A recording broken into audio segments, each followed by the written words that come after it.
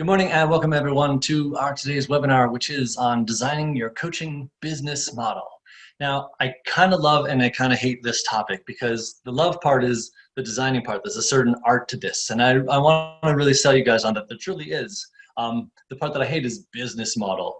It sounds, I don't know about you, but for my money, that's kind of MBA jargon, the stuff of lots of spreadsheets and maybe, reading Harvard business case studies, which are really just anecdotes about stuff that happened at GE in the 80s or more modern ones, but it's all kind of abstract, ivory tower. It has this sort of feel of being, well, this is B school stuff and maybe something you'd cover in the second semester. What does it have to do with coaching?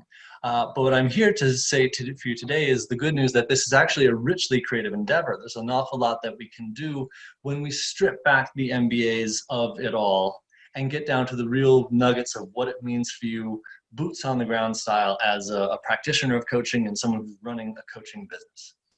So in the spirit of that, let us now very simply distinguish business model for the sake of this conversation.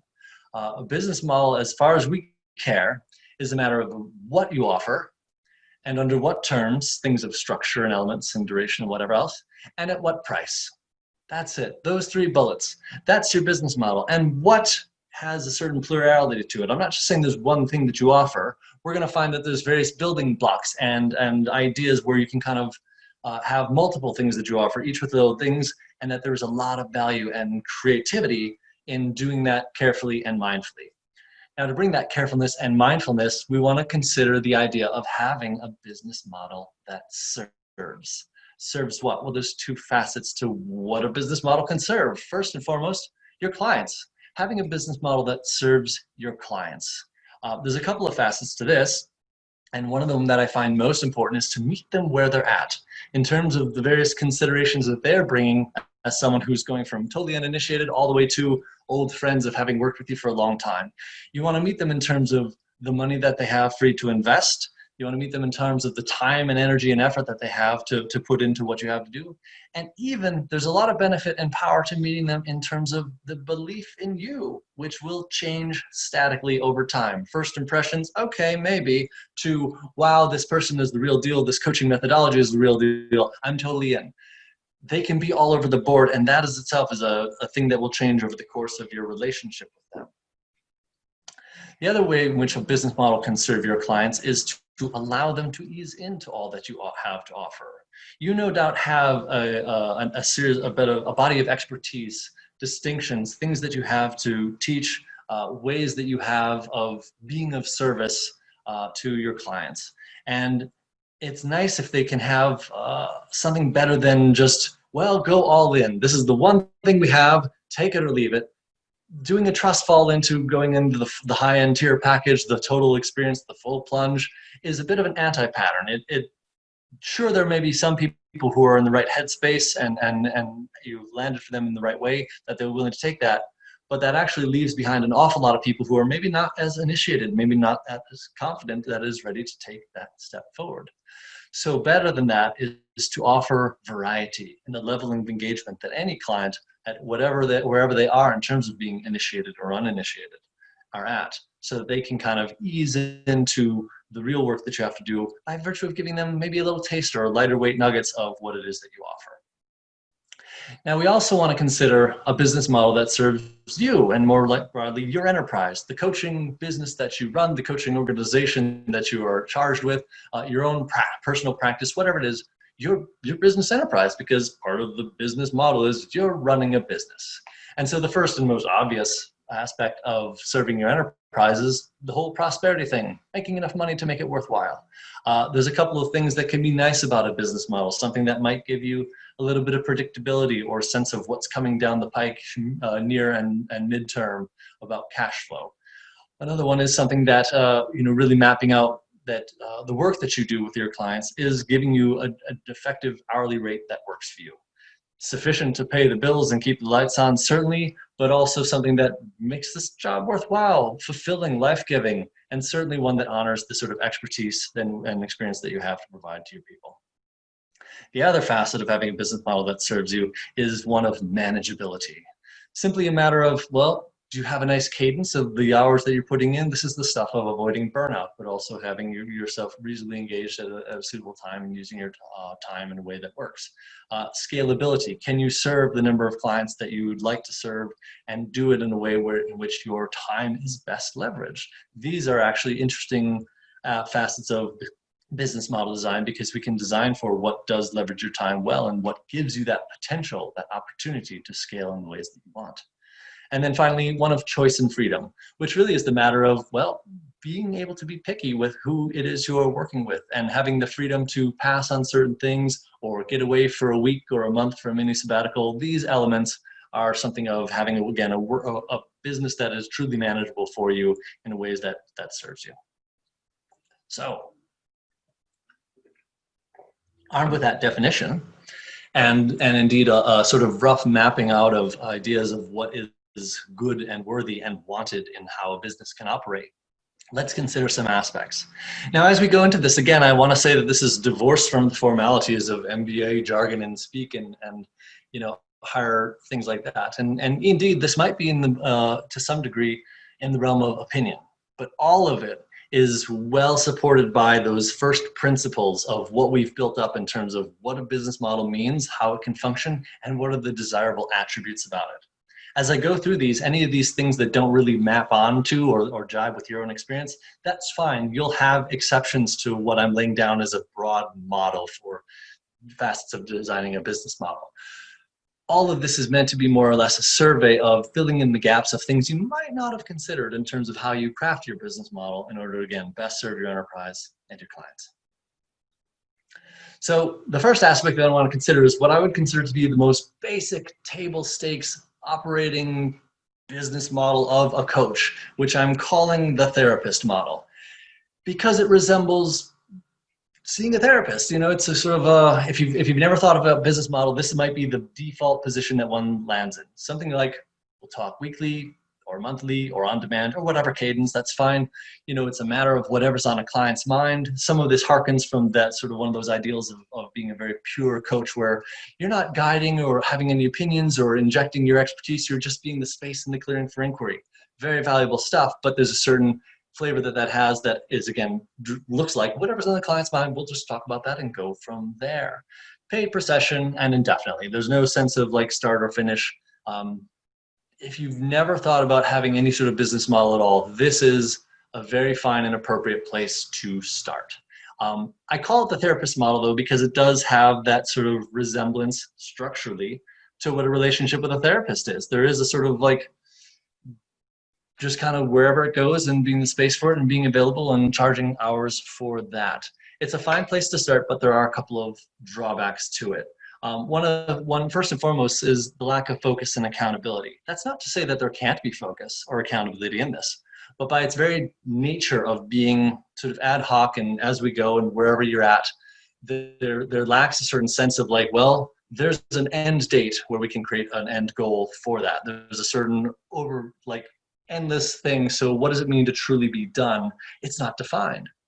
Similarly, by that same token, these tend to fizzle out, where it's like, just like, again, a sort of string of therapy. Well, that was fun. You know what? I think I'm done. I'm good. I don't look forward to these as much as I did. I got what I got, and now I'm unceremoniously like, I feel complete. Absent any structure of defining what is complete, it has to end at some point, and it eventually does, and that's a sort of unceremonious fizzle out. Now, sort of counterpoint to the therapist model, which again, it can work extremely well, and there are places for it. I want to consider something about time-bound packages, where you actually, instead of that sort of open-ended, hey, we'll see where it goes, we'll talk when we talk, we'll do things, putting a little more structure on it. And this is part of the business model in that there are some dimensions to it that you can basically proudly say.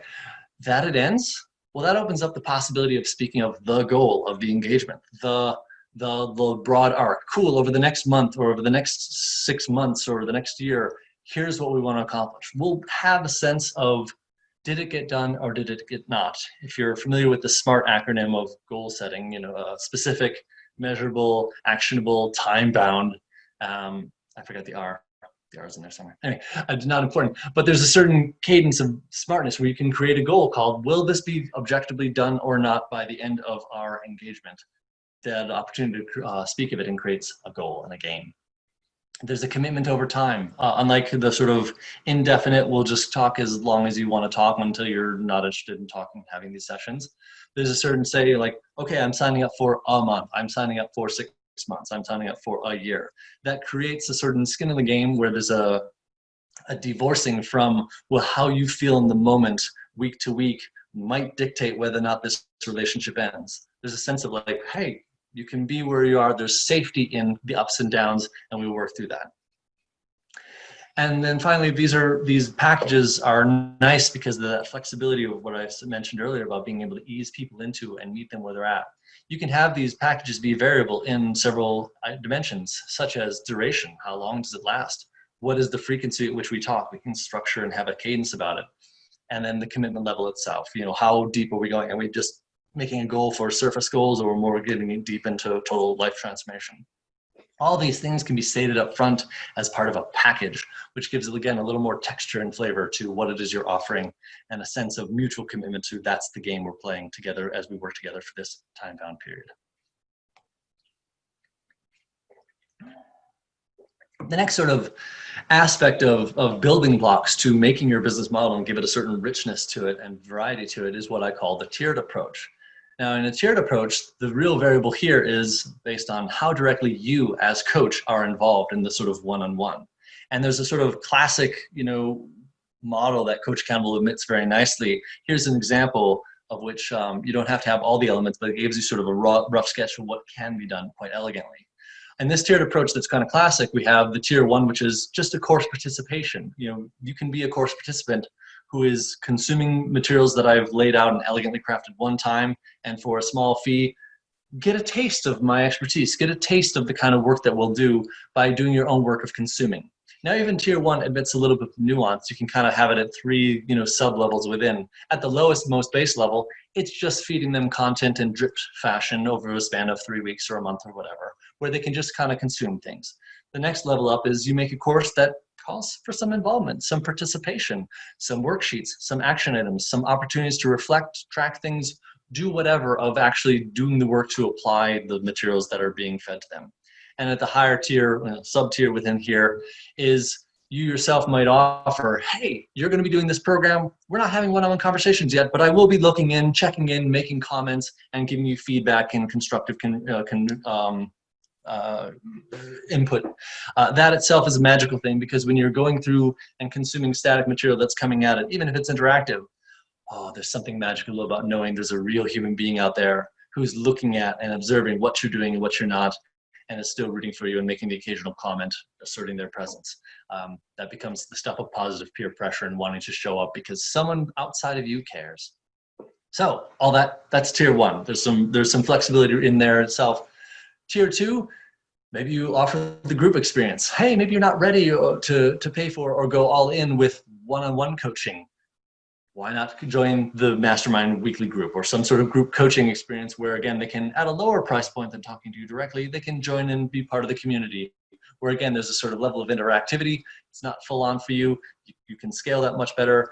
You're allowing people to sort of be part of it and be part of the community. Again, working through your guidance, your material, your expertise, and so on. And then the third tier is when you finally get to that one-on-one coaching. You might not have considered that, maybe one-on-one coaching seems like the only thing, but there are some stepping stones to it. And then when you actually get to it, like, cool, let's work together one-on-one, have those coaching calls, those sessions where I'm giving you my focused, undivided attention and spending those hours.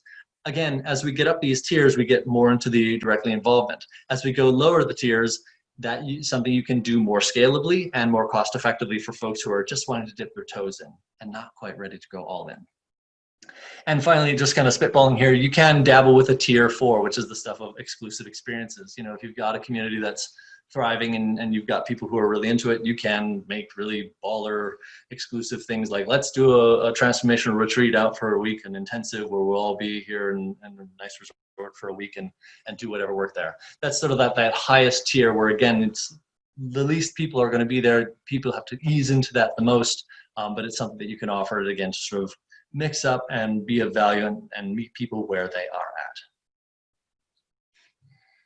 The next element of designing a business model is one that's very important, which is the stuff of getting new clients started. How do you get them started? You can do, and I highly recommend it, the classic intro session, that discovery call, that complimentary consultation, feeling you out, getting to know you, see if we're a good fit. And this can be done one of two ways, of course. Free, that's something where you say like, hey, at no obligation cost to you, I will be happy to take 20 minutes or an hour and talk to you and see if we're a good fit. Now, there's something really powerful about that, and I recommend that you surface in your language about, hey, this is an opportunity, here's how to sign up. Say something about the fact that this is what it is. It's an investment that you are willing to make in someone who is so interested in your programs that you make with confidence. You have it that, cool, if we talk, one, I will give you a clear and honest assessment of whether or not we're a good fit. And two, I believe it is definitely worth my time because I know I'm the real deal, and it's going to have, it's going to be worth my time to explore that with you and open up the possibility of a working relationship beyond that simpler introduction. There's power in offering the free call, and there's even more power in really defining for your would-be clients what it entails, what it really is. It's an investment you're willing to make with you and when you're doing it with confidence. And then also for the intro session, if you're feeling a little more plucky, you can do one at cost. And I recommend this, when you're a little more established. Perhaps this is one of those, again, release valves, safety valves of, managing the cadence that you want and having the freedom and choice. If you've got a lot of free conversations and you feel like, you know what, I know this is the real deal. I know that people get results out of the very first call that we have. You might scrap the free one and just say, at a cost, here you are, and proudly flesh out and distinguish. Here's the sort of things that you can expect out of our first introductory call, available for $99 or whatever else. That's a powerful way to sort of evolve from the free and into a cost. Both are great approaches. Both are things that you should be offering, as well as ways, or should most often be offering as ways for people to sort of ease in as new clients. Another dimension to what it is to get new clients started is your intro materials. And intro materials may sound like a clever term of art, but it's really quite basic. It's like anything that someone can read, watch, learn about, subscribe to in order to get familiar with you and the work that you do. Again, this is a place where you can demonstrate your expertise, give someone a sense for whether or not they resonate with what you have to say, what you have to share, what you have to teach, what you have to guide on, and get real buy-in for, yes, I want to work with you. Now, intro materials can be as simple as, actually they are, if you think about it, this is just, the very most basic intro material is your website itself with a, here's who I am, here's what I do. That's intro materials, and it's worth crafting that and recognizing that that is part of your business model for getting people started. Now, intro materials, again, they come in two flavors, the ones that are passive, read this, watch this, receive this by virtue of subscribing to something. And then you can also have the opportunity to make something that's a little more active.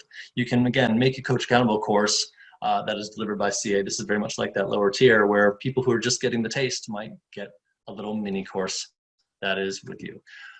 Both of these can be free or paid. Most intro materials are free, certainly the About Me page on your website, but you can offer like, hey, for a certain fee, you can watch this, read this, or do this course. Both of them, again, are a very low stakes way of people getting familiar with what it is you offer and what it's like to work with you. And then finally, for those who want more, this is sort of on the other end of the spectrum. How will you serve, and what sort of things can you make available to clients who are, in a way you might say, graduated from working with you? They've already established, a relationship with you. They've done the work with you. They've probably gone through a lot of your standard courses. But even if you're not so formal, they probably have familiarity with some of the core distinctions and expertise that you have to offer. When you get to that point, there's a couple of things that you can do. Here, I would say the therapist model is now quite appropriate. And the reason it's appropriate now more than just sort of a 0 to 60, from the uninitiated, there you already have that background of relatedness and accomplishment and intentionality, etc., already established. This is the stuff of having that indefinite long-term relationship with the coach, which, especially in life coaching, has a very established, tried and true thing, and it's very powerful, that long-term relationship. This is where it's great, where you want to be able to say, hey, you've done these basic things. We can play indefinitely because we know what that's like. Another one you can do is the graduate mastermind. Perhaps, this is something you want to split out from the general group coaching that you do, which is more suited to people who are just fresh and new and all that.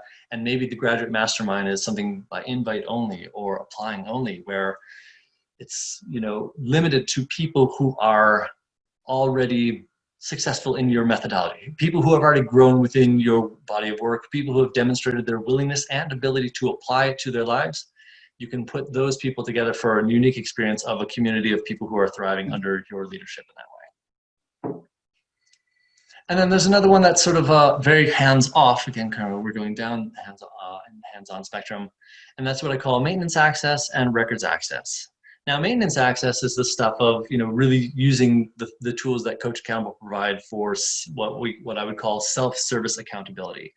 You might well have things like them tracking metrics that are the stuff of good habits, or being mindful of their performance in certain things that are important. You might have them do certain action plans. You might have them themselves be trained to call their shot at the beginning of the week and make their own action plan and have that system of accountability with reminders and a growing record of what's done and notices of what's not.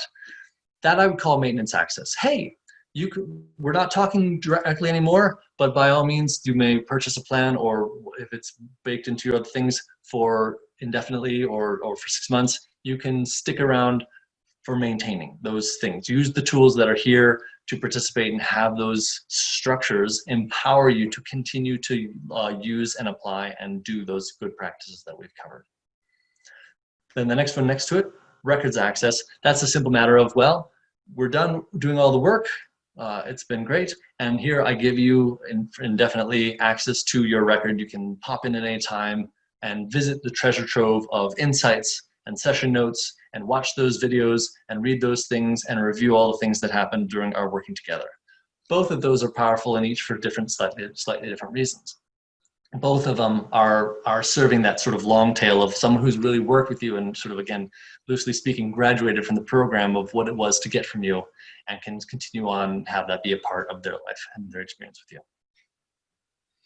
Now, there's a few other considerations that are worth talking about as we sort of, again, map the landscape of what are the kind of things, the building blocks you can have when you're designing your business model. One of them is that fits nicely into a business model is having something called a money-back guarantee. And I put the asterisk there playfully, but very intentionally.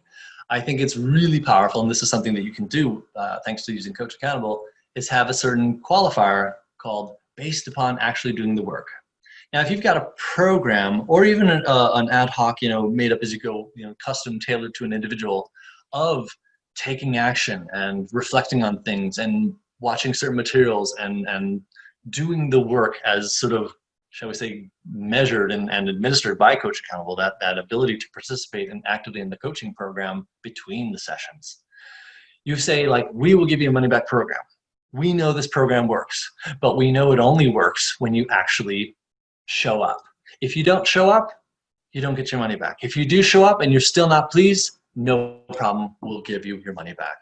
And based on this, you can basically say, like, we expect to see a sea of green in CoachAccountable. And if you do, if you've, again, been timely and complete, you've actually, done what we've laid out for you, and you're still not satisfied, no problem. But that ability to eyeball, like, is someone entitled to that money back guarantee? So you can say with pride, and I think most good programs, and this is one of the beautiful things about coaching, most programs, if you actually do the work as laid out, do the program as it's designed, they deliver, and that's powerful.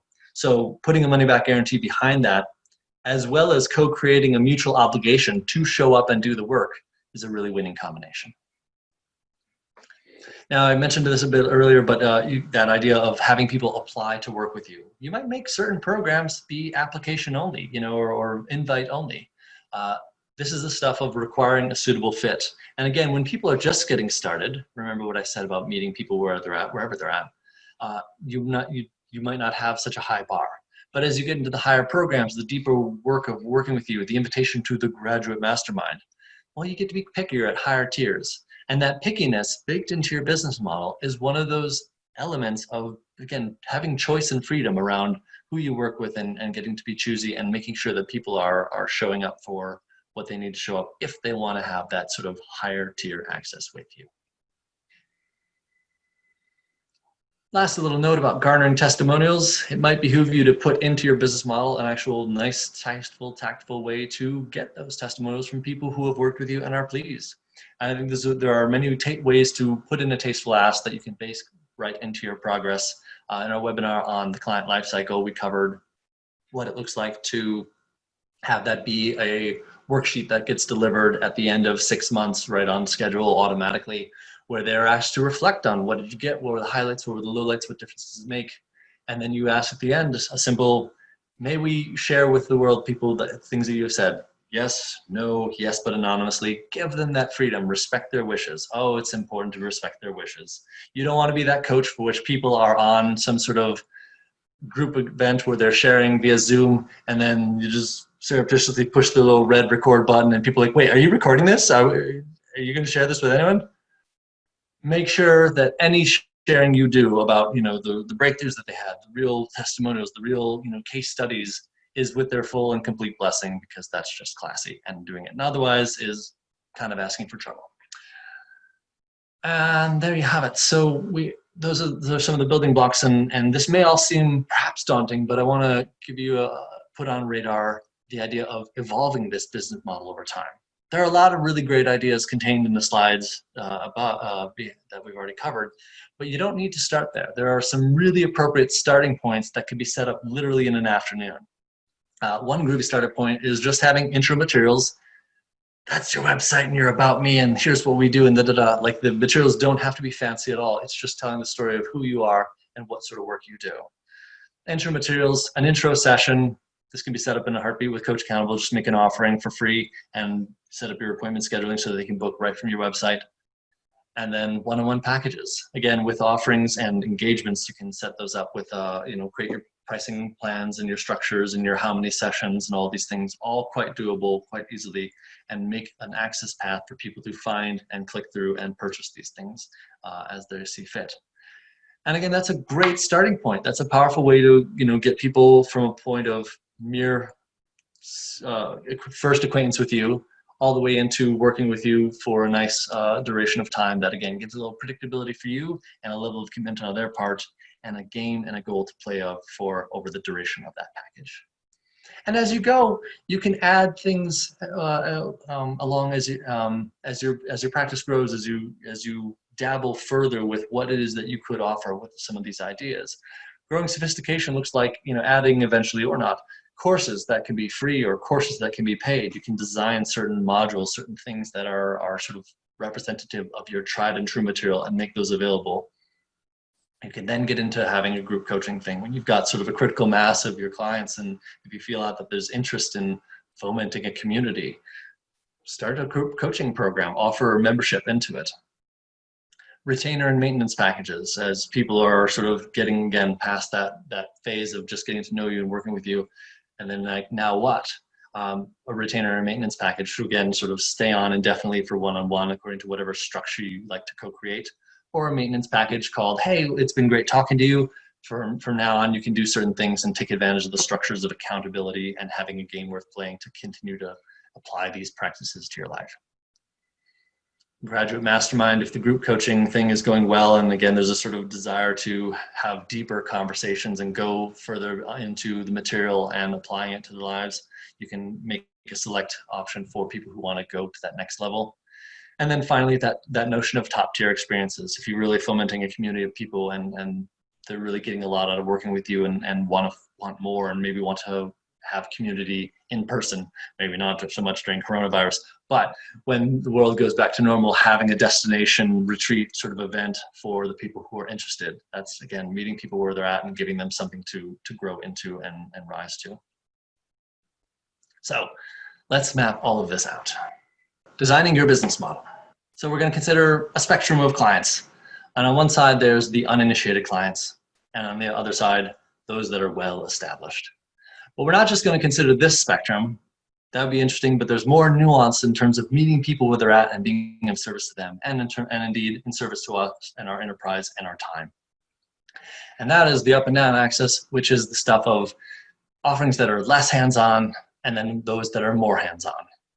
And incidentally, the less hands-on, this is highly recommended. The less hands-on is less dollars for free, and more hands-on is more dollars. And these ought to be correlated. I think it's important that they're correlated. It's certainly useful that they're correlated. It might even be vital that those things are correlated. So at the first step of an initiated, this is clients that are just checking you out. And here again is where you would put self-service materials, make sure that you've got some things to meet them where they're at in terms of their curiosity. A little further on, they're willing to engage. And here's where it might be nice to have something like an intro course where they can, if they're interested, they can sign up for something and again, get more of a taste to engage with what it is you have to offer. And the next click up, oh, incidentally, I call this line here free zone. Everything south of this line is what's free, and north of it, getting paid. And you can see here that, yeah, you can have self-serve materials that are available for a price, but generally you might make those free. Similar for intro courses, you might make a paid course experience, or maybe a free one just to get the taste. So the next click up is willing to reach out. Now, willing to engage, well, that reaching out, that is engaging. I tease these apart, and I think it's useful for us to tease these apart to recognize that reaching out has a certain like, oh, I'm gonna actually talk to them and da-da-da, versus, oh, I'll sign up for something and see what's going on. When you reach out, you have to empathize with would-be clients' possible, not necessarily, but possible reticence of like, well, if I talk to them, if I fill out that contact form, if I initiate a conversation, am I going to feel obligated? Am I going to feel like they're really charismatic and they sell me on something that I'm not quite ready for? These are real concerns lurking in the back of their minds, and we do great honor and empathy to them to be cognizant of that. Anyway, at the willing to reach out level, we can do the complimentary intro session or the paid intro session. Either way, it's a nice sort of stepping stone up to get a taste for what it is to work with you if they're interested per the earlier steps. Further on, as someone really starts to engage actively with you, you can do something at a very hands-off way, which is again those courses. Anything that is your sort of best of tried and true material, you can make available, and for a small price or not or free, something that allows them to sort of interact with your expertise, and that gives them a taste of, well, what is it that you have to offer, and that can lead them up into getting comfortable with and interested in higher tiers. The next higher tier I would map onto here is the group coaching membership experience. Okay, I like what I see so far. I could see doing some work from this. Let's get on a group coaching call. Again, less expensive, takes less of your time. We're moving up that the spectrum and moving a little over into that being more established. And then the next step up, of course, is the one-on-one coaching packages where you can have that opportunity to like, cool, I want to move up. I would like to speak one-on-one and get work with the coach, him or herself. Let's do this. And again, making that available and with various options allows you to meet them elegantly wherever they're at in terms of time and commitment level and so forth. The next thing that I would throw to here is what I call prescriptive courses. Now, if you're just getting started, this probably is not the case, but if you're well established, it's possible, it might even become darn right likely that you have a couple of threads of what are your tried and true materials with people. Maybe you're a business coach and one of your things is you've got some things to say and some exercises to work through and some materials to consume around overcoming imposter syndrome or asking for that raise or being a more effective manager. I call these prescriptive courses because the metaphor is one of like being a doctor, where in the course of your one-on-one sessions, you might say, it sounds like you're dealing with the imposter syndrome. Actually, I've got something for that, something you can pull off the shelf and say, here, do this, work on this, work through these materials. I'll talk to you next week after you've had some time to reflect on and chew through some of this material. And therefore you have this ability to, with very little extra work on you, create massive extra value for your clients, and then have that be a touch point for and an access point to even better coaching conversations and further breakthroughs the next time you convene one-on-one. Again, all of these things can kind of coexist where people can be doing these or jumping around as their level of participation is right for them.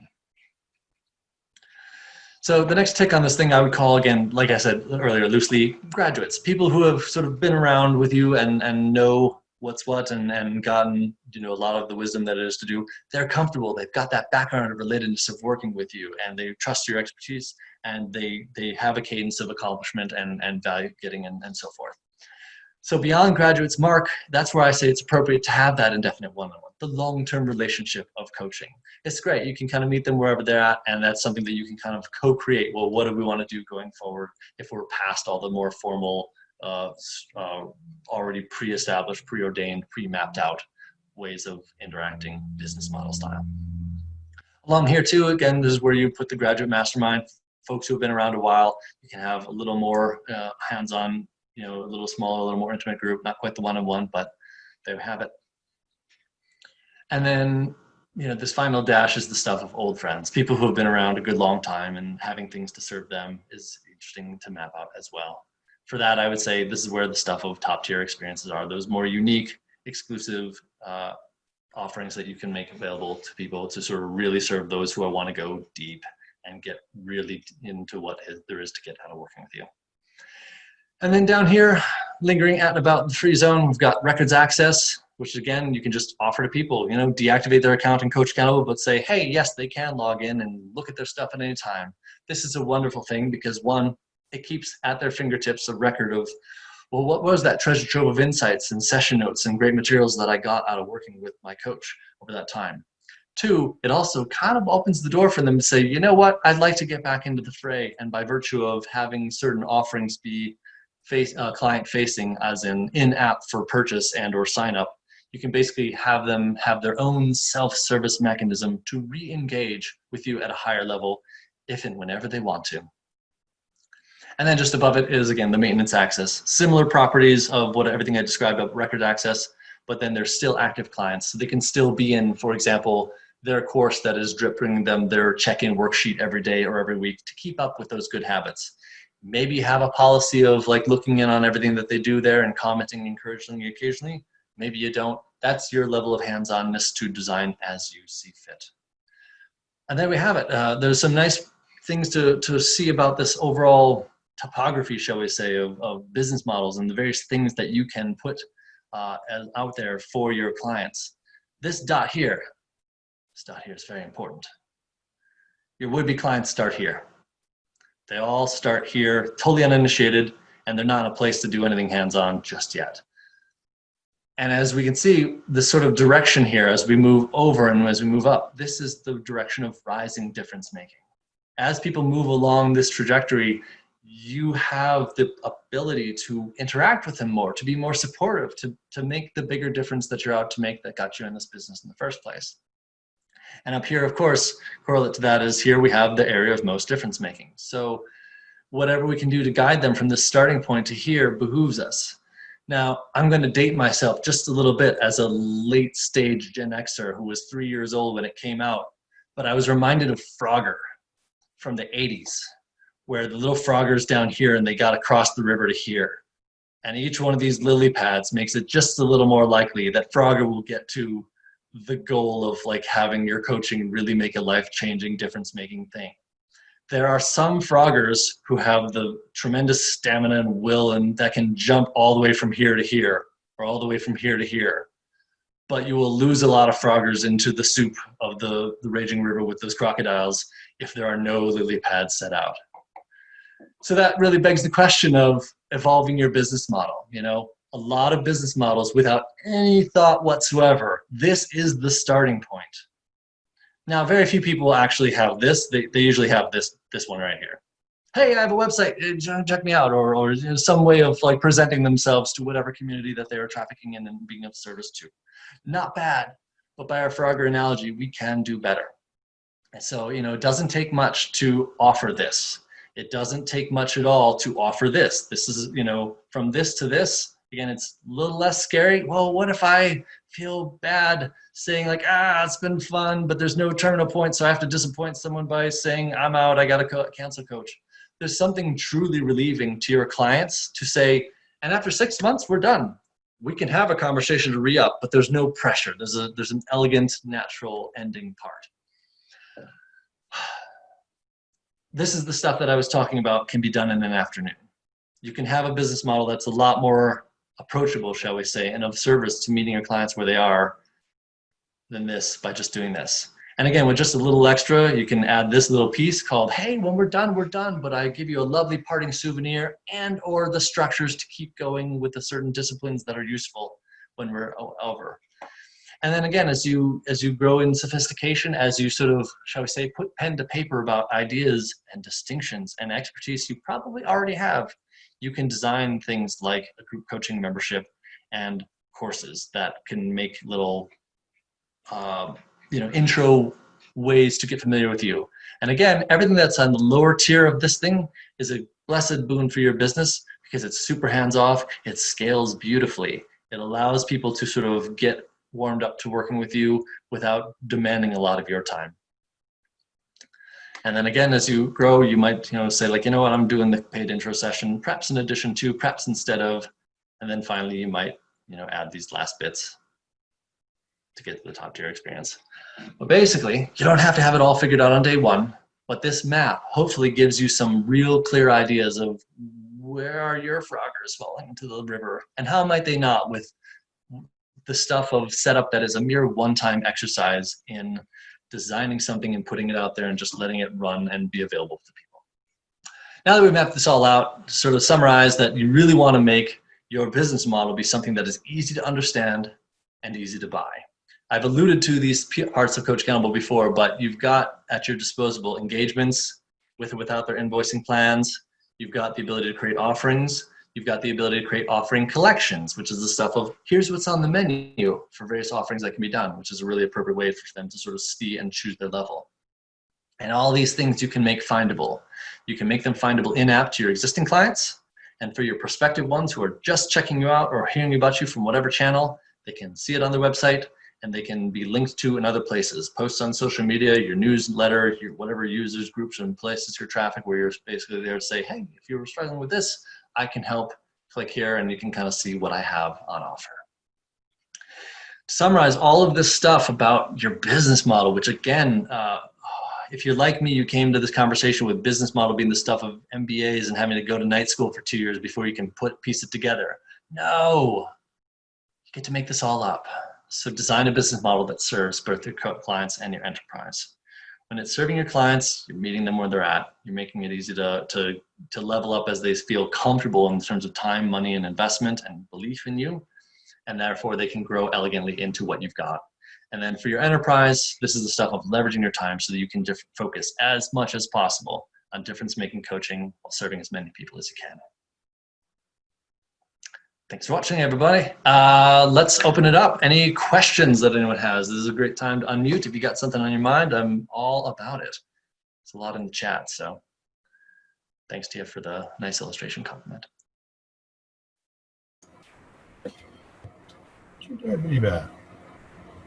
Hey, John. Greetings, hello, and fantastic presentation. That graphic, wow.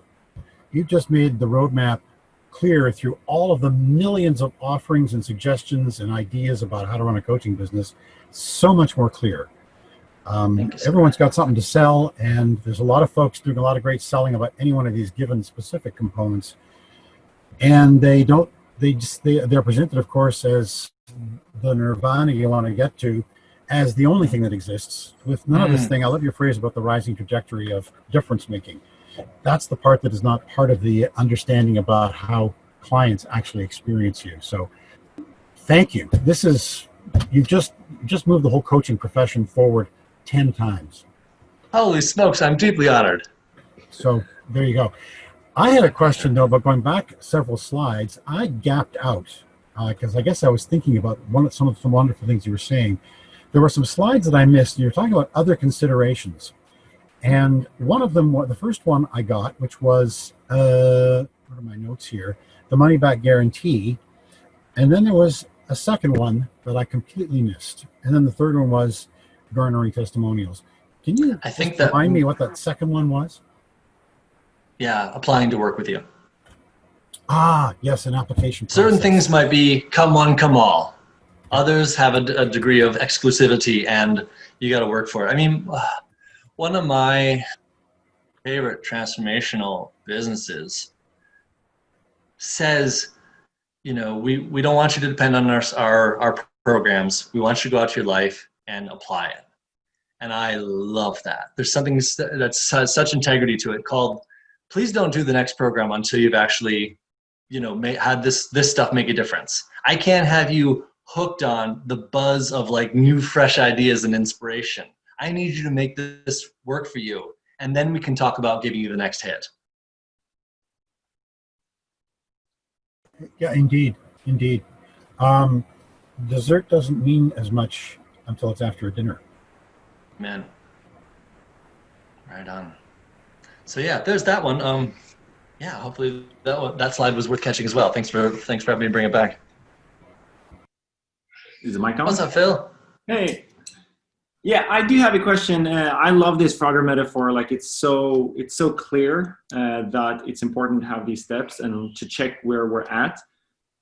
Using CoachAccountable to do this, I think you've covered so well in other webinars as well, and it's very obvious how the platform can serve all these different needs.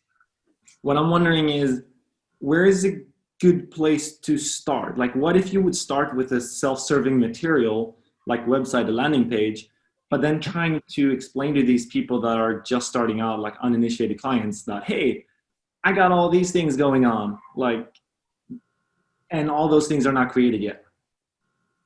So what I'm thinking of, like, having that, like, is it good to start creating these simple things, but not really letting them in that it's there, that they exist, and then just easing it in as they come, like as they grow up on this scale, like in what you would call the difference making? Yeah, well, so here's the thing about, like I said, that rising sophistication, right? You don't have to have it all figured out on day one. All those things that you say, I've got all this, but I haven't created it yet.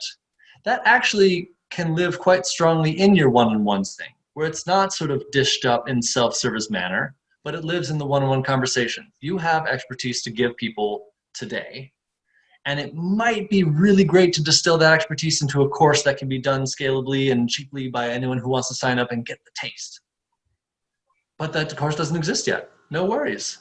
I think the message of your self-service materials are like, here's who I am and here's what I do, still stands. It's going to be identical. And instead of having if you just like to get the taste, you can do our course and get a feel for it. You can just go right to the Book with Me 101. Now, again, per our Frogger metaphor, you're going to lose people to the river who aren't quite feeling it just yet to book with you one-on-one, maybe, right? That's okay. You can't be perfect on day one. You don't need to be perfect on day one.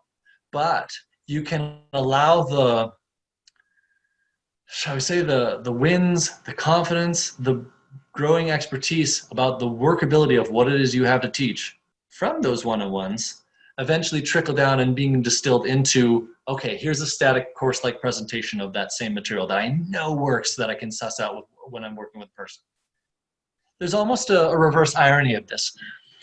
It's almost easier to effectively give your expertise to someone in that one-on-one session, because you can be fully present to them, you can react to where they're at, you can meet them where they're at, you can tailor it in the moment to the individual. Only after doing that 100 times, I'm speaking apocryphally, can you distill down the common threads and make them in a way that presents well to the masses, where you're not operating with that privilege, that leg up of having that presence of seeing what they're tracking and what they're not.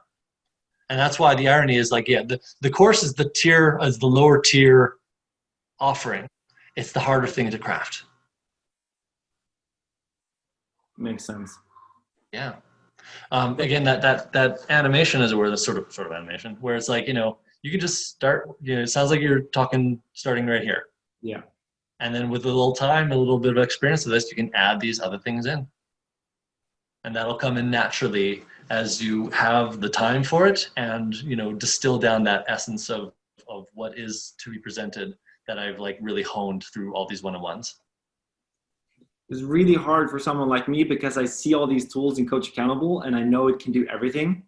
So it's like, as I'm having this one-on-one conversation, I was like, I know I can make a course out of this conversation and sell it to 100 more people. Because I'm just so into the platform. But yeah, definitely, as you're saying, keep that one-on-one session, and then after a while allow that to become the material for the courses and group coaching. And as they want maintenance access, you can grant that to them, not necessarily something you have to sell them on. For sure. I mean, yeah, just having things passively around and on offer for someone to pick up if or when they want it, take it or leave it, there's a certain quiet power to that too, business model wise. To your point of that conversation we made in a course, I didn't expect to say this sentence as often as I do these days when I first started making CoachAccountable. But yeah, sorry, not sorry. With great power comes great responsibility. responsibility. Coach Accountable can do a lot, and it can be super overwhelming. So you have to be responsible for taking it slow and easing in and all, and making sure you don't get overwhelmed with overdrive of ideas and inspiration. Because man, I'm there too. One thing I think we need to keep in mind about CA and all of it, and all of its wonderment, is that for anyone to access what is available to them via Coach Accountable requires them to have a login, right? They can't access any of this content without standing up enough to actually invest enough of themselves to actually to register, to create an account. Which of course— Are you talking about for the coach or the client? For the client. Right on. Yeah. They have to cross this threshold, right, of being willing to reach out and engage with you, and then they can. Exactly. Which is, for some people, we have to keep that in mind when we're thinking about our business models, about where our potential clients are at, because that is a large ask for an uninitiated to get them across that threshold. Because, well, as we now know, CA is now tracking them. Which of course many people are increasingly sensitive about. Hold on, that's a term of art. You need to unpack that. You can't just say that unless we distinguish it. We're not doing Facebook type crap. Understood. I understand, but I'm saying that there's but the potential client doesn't know that yet. They don't know what they're getting into. They're just seeing register here. Oh, you want a name, and you want a username, and you want a password. This is a lot like other things where everything is asking me to do that these days. Is there an underlying business model here about data tracking that, no one has any obligation to state until I find out about it? Actually, our privacy policy is pretty humanly approachable. We're to underscore it, and for this thing, I don't want to bore everyone on the line with legalese, but your data has never been our business model. We actually charge for our product, and it's enough. So everything we've mapped out about what we do and don't do, we're really proud about how big the don't do part is and how little the do is. All the data collection we do is simply for the fact of, well, someone put it there in order to share with their coach or vice versa. That's it. That's the only thing it exists for. There's no selling to advertisers. There's no lending it, anonymizing it for research. There's no anything else to build psychographic profiles or any of that other stuff. It's just not our model, and it never will be. I can say that because I'm never going to sell this company because, oh my God, you can't make promises as founder who gets acquired. Can I do a little non sequitur real quick? Please. There was a story 2 days ago where Oculus Rift, the kind of newfangled VR goggles thing that got acquired by Facebook, I don't know, a couple years ago, now requires a Facebook login to use your Oculus Rift. And years ago, a fellow named Jonathan Forster, maybe, I forget, I think the founder who sold it was on record stating that's never going to happen, we're not doing it, da-da-da. And people are piling on him, and I think kind of rightly so, because as a founder who just got acquired, you can't make promises anymore. You can't make such assurances. They're naive at best and willfully misdirectful at worst. So I sat with that, and I actually had a little book club moment with my wife the other day over dinner where I'm like, I don't think I could ever sell Coach Accountable with integrity, because whoever acquires it will be beholden to financial pressures and getting up people's quarters numbers and ROIs for the shareholder, whatever. Makes me want to throw up my mouth slightly. That they'll probably do all kinds of nasty stuff. And I'm not having it. I just have no interest. I'm having too much fun here, and it just would feel like such a betrayal. So I'm just kind of saying this.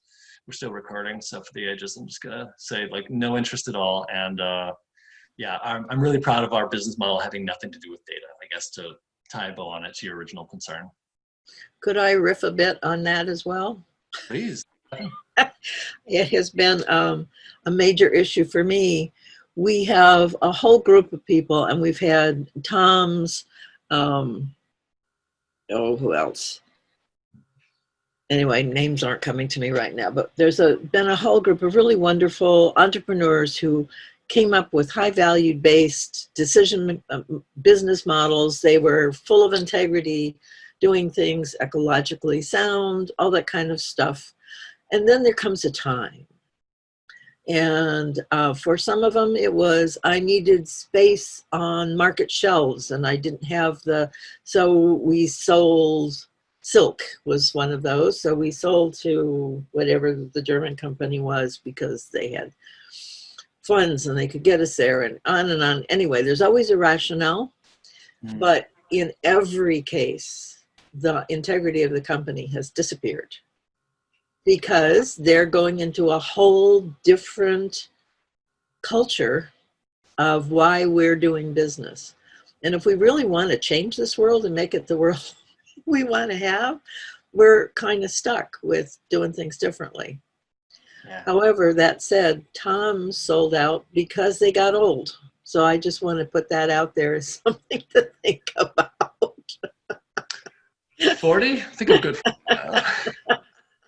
I'm not saying I can run this Coach Accountable thing into the sunset. I'm not sure what the future will bring and if coaching software like this is relevant anyway, for decades. Yes. But yeah, that's fun. No. Yeah, I mean, when you sell, it's done. Your enterprise is fundamentally serving different masters and therefore different. I who was seventh generation, tried so hard. And he was ousted by his best friend. You know, I mean, you just don't know what's going to happen. And when you open that door, it's gone. There's just no way. The mindset is so different that you're just not going to, they won't make decisions in the same way. Right on. Yeah, gives me the willies. Yeah, no, I've been doing this for 40 years. Just and I appreciate, John, your declaration of, I mean, this is one of the things that made me a faithful customer was, and the attraction was what you just stated. And the privacy policy makes that abundantly clear, and it's a very attractive feature for myself and presumably many others.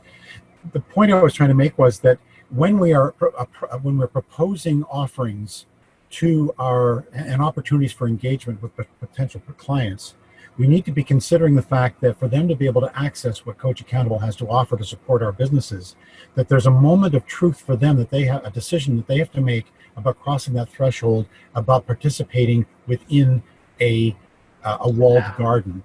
And I'm not saying that that's a problem. I'm saying it's something we need to address and be sensitive to.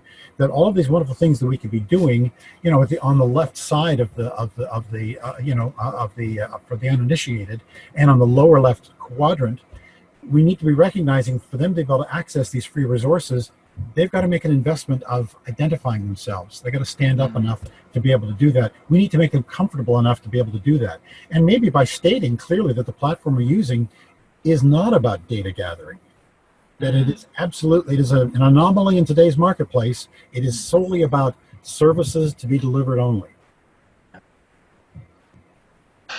There are two things that come to mind about that. One is the walled garden.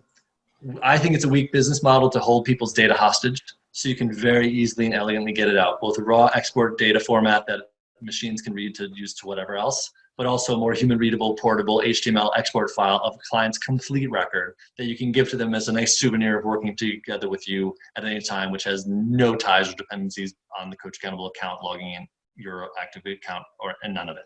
So breaking down the walled garden is important to me, and that's some of the ways we've done that. And the other part about that trust of what it is to like identify yourselves and all that, this is actually part of the roundabout reason why, there's a couple others, but one of the reasons why there's no CoachAccountable app in the App Store, like something you can install on your phone and grant permissions to and have it read your contact list and run all hours of the night with bandwidth stuff. Apps are kind of have a terrible tarnished reputation. And CoachAccountable doesn't have one. It's just in the usual really bread and butter sandboxed environment of web browser. Web browser is a nice tried and true thing that doesn't admit sort of those leaking holes of security and privacy invasions. It's a web browser. It's contained to that sandbox of interfacing over HTTPS. Period. Full. So that's, you talk of sort of assuring your customers, your would-be customers who are going to, put themselves on the line to identify themselves in order to engage with your offerings. Part of that you can say is there probably is no app. It's all web-based where none of the nasty stuff that apps do can be done. Shireen, would you like to try it one more time? Oh, okay, I'll try, but I'll Okay. just wrap it up Right on. real quickly. But I just, when I just think about, I understand that privacy is such a huge issue. It just really is. And I appreciate you sharing too about why you don't have an app, because sometimes I think, oh my God, I'd love to be able to do this from my, from an app, from a web phone, but from my phone, but I get that, right? I think that that could be a great selling feature. Although in my defense of that decision, everything you can do in an app can be done On a via web embedded browser. thing. You can even add it to Yeah. your home screen, have this like little tile that's branded yours. Like it looks and acts just like an app without the nasty downsides of having to install stuff, have it take up space, have it different versions, and So spyware. say more about that. How do you do that? I know. I'd love to learn more about that too. Morgan, you want to put up a We need link a to the webinar. thing? It's not, it doesn't even merit a webinar. That'd be like a 3-minute webinar. It'd be sad. There's a simple link on the blog that Morgan will bring up, which basically has instructions, and these instructions are right for sharing with your clients. But basically, you can give your CoachAccountable system its own name and little app tile in your branding settings. And then with a few clicks, when someone's logged in anywhere in CoachAccountable, just hit the little add to home screen thing on any contemporary smartphone device. And then there you go. The little app is there as a groovy little tile and done. And again, it's just a window to full screen mode web browser. The only thing, Shireen, that I think an app could do, well, there's a couple. Push notifications, which to me is an invasion of privacy and mental space. Like I don't want, and I don't. No, I wouldn't need that, because I love the fact that you can do notifications just through a message, right? Like a text message. That has been working very well for my clients. So I don't see the need for that. But go ahead. And then quote unquote offline access. Most smartphones are always tied anyway due to cellular network, as well as offline access would kind of be inappropriate for CoachAccountable because it's fundamentally a shared space between coach and client. So if one party is offline, there's not a lot to be done with that anyway. So those are the supposed benefits of having a native app for CoachAccountable. No, I think it's great. And again, when I just think about as a coach, and I can see maybe well, even if in the beginning, if we're doing a free thing and want to get them on, they might be a little bit hesitant. But again, I just think as a coach, our goal to be very effective as a coach is to get our people to trust us. Even from the very beginning, that I trust you enough that I will give you my name and my email. I call that whenever I'm doing a presentation. Those are gold bars. Those are assets, right? And so again, when I think about even within CoachAccountable, when we send out an invitation, I think, and they accept our invitation, that is like enough to say, I trust you and I'm willing to start this journey with you. At least that's how I look at it, right? So I'm never concerned about privacy. I'm not concerned about, my clients being concerned about their data. I do know, and I did have a client says that I want to be testifying, my testimony is to do it anonymously. And I think that that's great, right? Not everybody wants to be on a video chat, or on video giving their life story about what they got. But the fact that they got something and say, yes, you can use it, but just don't use my name. I think that just says that's a lot, and they want to maintain their integrity, and we should honor that. So I think that that's important too. So I'm still learning, constantly learning and growing with the app. But I will tell you this, John, I made a list of everything that I wanted in a coaching app, and your app came up. Nice. I just like, oh my God. And it does. And it's a wonderful, wonderful app. So I thank you very much. So that's all I want to say. Yes, you're welcome. Appreciate you weighing in. I think you might have just given me an idea for another webinar. Cultivating trust. I love affiliate marketing. I do. No, I'm just. No, cultivating trust with your clients. Yeah. We could probably fill a webinar out of that. I think there's some great points to be made to put on radar, and to what John was saying about how to express those things up front as a way to sort of ease them into that offering, that giving up those gold bars, as you say, Shireen. So nice. Thanks for the inspiration.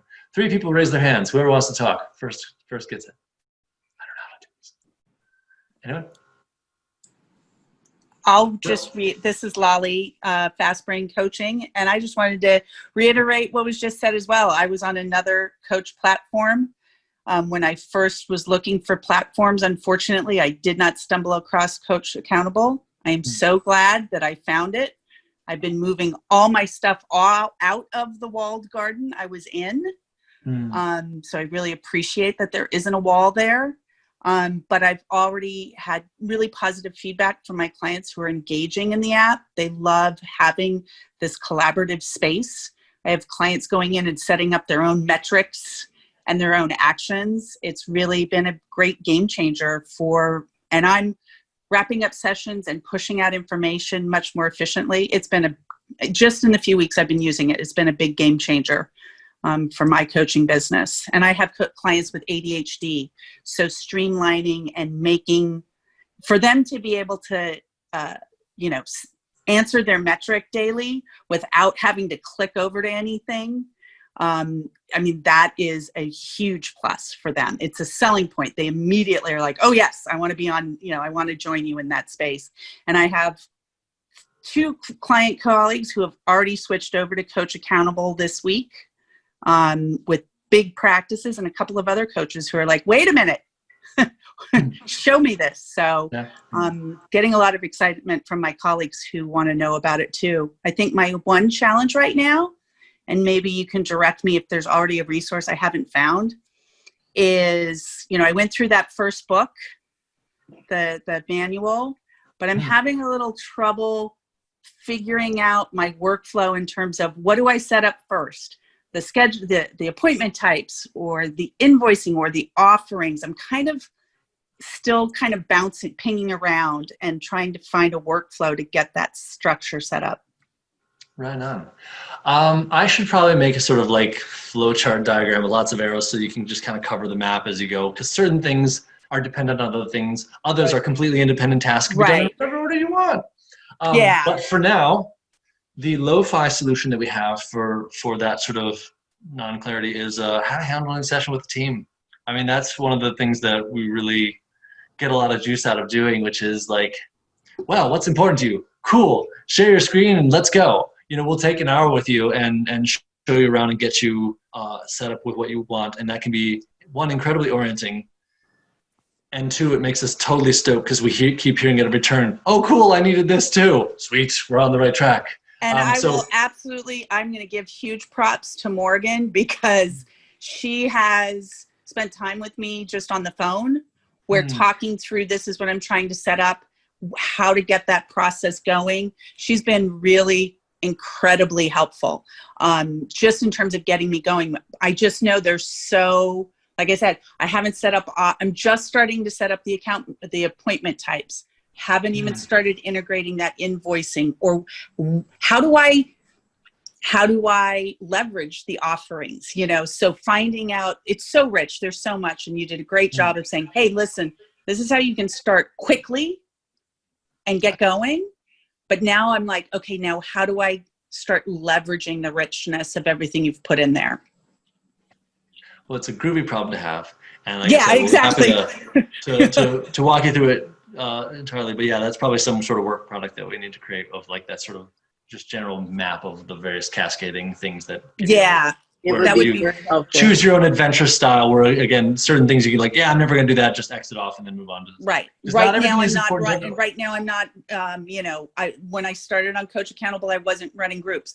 Now I've switched over already to teams because I'm partnering with a group of ADHD coaches that work with students, and we're going to be running weekly academic planning sessions and study halls for kids who are, doing distance learning 1 week.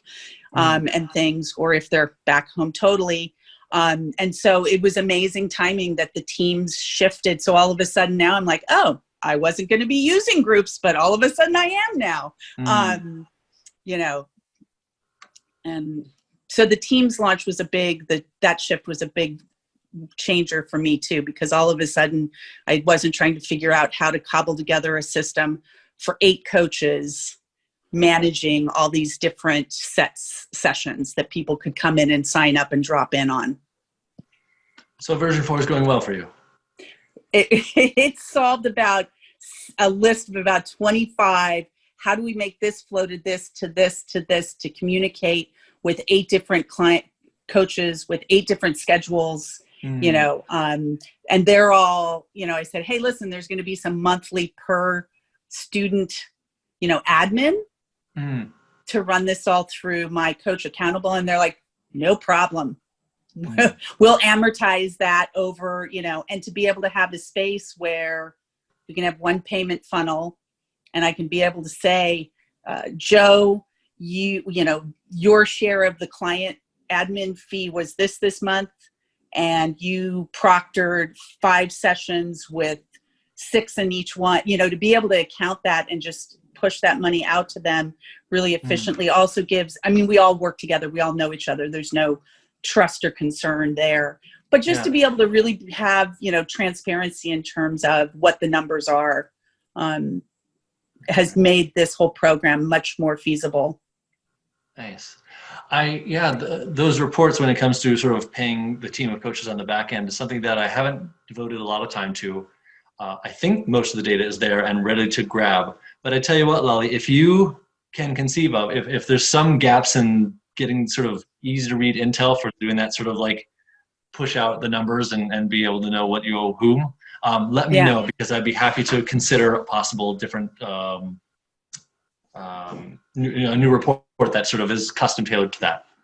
Okay, yeah, I'll let you know how that kind of rolls out as we, you know, we're launching quickly, and then we're going to be, you know, reiterating our programs as need and what we identify and what coaches are. So I'll let you know if that does come up, because I have a feeling this remote, I know a lot of my clients that have new clients that have come to me also are clients who all of a sudden are struggling without the accountability of actually going to an office every morning, you know? And so I've been pushing a lot of them to FocusMate. But some of them are kind of curious about, hey, I'd love to do co-working sessions with fellow fast brainers, you know, where we can also maybe have a little riff time. So I might be doing something like that too. So again, this is a space where they can create that, they can start connecting in a safe space, you know, if we're running a group. So.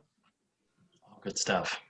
Yep. That's great, Lolly. Thanks so much for weighing in on all that. I am deeply honored and flattered and delighted to hear even the simple wins of like your clients taking that initiative to set up their own actions and metrics. It really tells me you've done a good job to set them up to take advantage of the structures you're providing for them. Head of the class. Well, Morgan will attest. I'm not shy. I'm sending them. Here's my daily email question, and they've been great at responding.